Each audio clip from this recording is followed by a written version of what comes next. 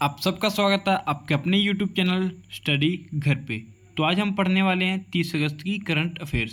तो बिना वक्त जाए किए वीडियो को शुरू करते हैं, लेकिन उससे पहले अगर आप हमारे चैनल पर नए हैं तो हमारे चैनल को सब्सक्राइब जरूर कर लें और बेल आइकन को प्रेस करना ना भूलें, जिससे कि मिल सके वीडियो की नोटिफिकेशन आपको सबसे पहले। चलिए शुरू करते हैं। तो आज की हमारी लाइन्स हैं, मुश्किलों से कह दो, उलझा ना करें हमसे, हमें हर हाल में जीने का हुनर आता है। तो इसका मतलब यह है कि मुश्किलों से कह दो, उलझा ना करें हमसे, कि मुश्किलों से डरना नहीं और उनको बता दो मेहनत करके कि हाँ हमसे मत उलझ, हम तुझे हरा देंगे और अपने आने वाले दिन को अच्छे कर लेंगे। आज मुश्किल है तो कल बेहतर होगा। तो हमें हर हाल में जीने का हुनर है, तो हम हर एक हाल में जी सकते हैं। गरीबी में, स्ट्रगल टाइम में मेहनत करके ज़रूर जी सकते हैं। चलिए शुरू करते हैं प्रश्नों की ओर से। तो पहला प्रश्न, भारत में बनाए गए सबसे बड़े तरल हाइड्रोजन टैंक को किस देश में भेजा गया है? तो इसका उत्तर है दक्षिण कोरिया। तो इसके बारे में अगर जानकारी बताएं तो यह नवोन्मेष मेक इन इंडिया के तहत हुआ। इस टैंक की भंडारण क्षमता 120 किलोलीटर है। तरल हाइड्रोजन का इस्तेमाल उपग्रह प्रक्षेपण यान में किया जाता है। किस राज्य ने आउटलुक ट्रैवलर अवार्ड्स 2022 का रजत पदक जीता है? तो इसका उत्तर तमिलनाडु। और अगर तमिलनाडु के बारे में बताऊं तो यह भारत का दक्षिणी राज्य है। इसकी राजधानी चेन्नई है और इसके अन्य महत्वपूर्ण नगर मदुरै, त्रिची, कोयम्बटूर, सेलम, तिरुनेलवेली है। भारत की अमृत सांस्कृतिक विरासत को बढ़ावा देने के लिए और उसकी रक्षा के लिए यूनेस्को के साथ किसने साझेदारी की? तो इसका उत्तर है रॉयल एनफील्ड। रॉयल एनफील्ड के बारे में तो आपको पता ही होगा, जिसने बुलेट बनाई है वो रॉयल एनफील्ड की कंपनी का ही है। तो इसकी स्थापना 1955 में हुई एनफील्ड मोटर्स के रूप में, और इसका मुख्यालय चेन्नई भारत में है। और इसके सीईओ बी गोविंदराजन हैं।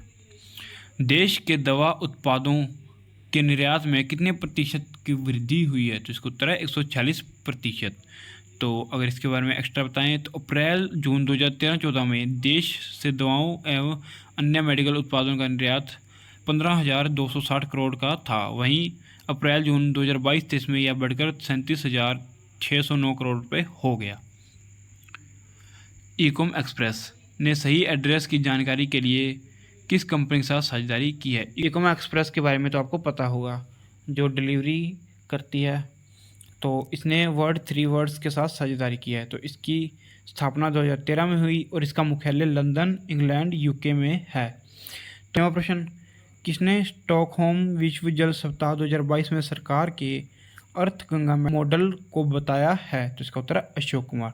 तो अशोक कुमार जी के बारे में बताएं तो इनका जन्म 13 अक्टूबर 1911 भागलपुर बिहार में हुआ और इनकी मृत्यु 10 दिसंबर 2001 चेंबूर मुंबई में हुई। प्रधानमंत्री मोदी ने कहाँ खादी उत्सव को संबोधित किया? तो इसका उत्तर है अहमदाबाद।